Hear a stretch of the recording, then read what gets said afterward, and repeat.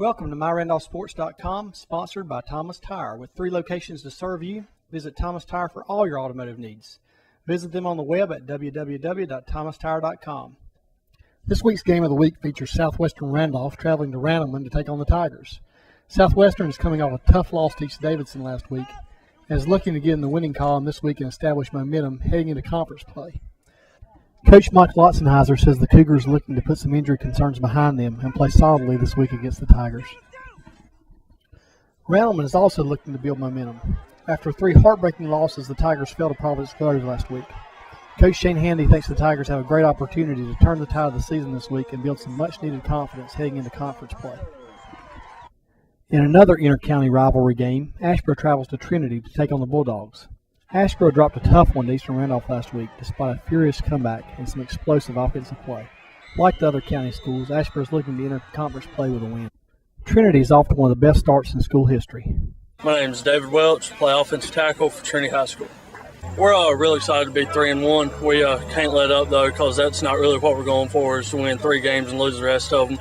We got our eye on the conference championship and winning season. That's what we want to do this year. Hey, I'm Ryan Spencer. I'm number 7. I play wide receiver. I go to Trinity High School. Fantastic.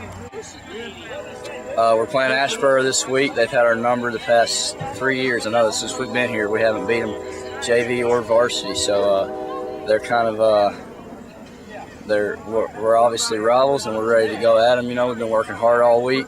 Got to keep our eye on the prize, and I think we can come through. We're just going to work hard and do what Coach has been telling us.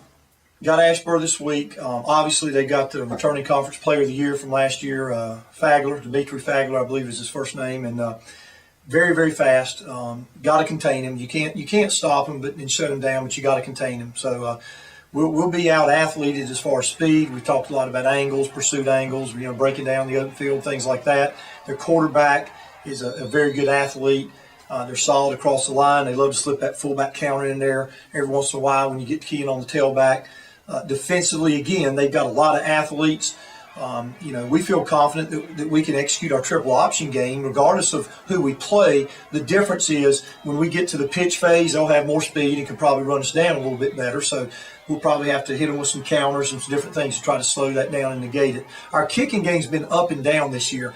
I've been real disappointed with that because we spend a lot of time working on it.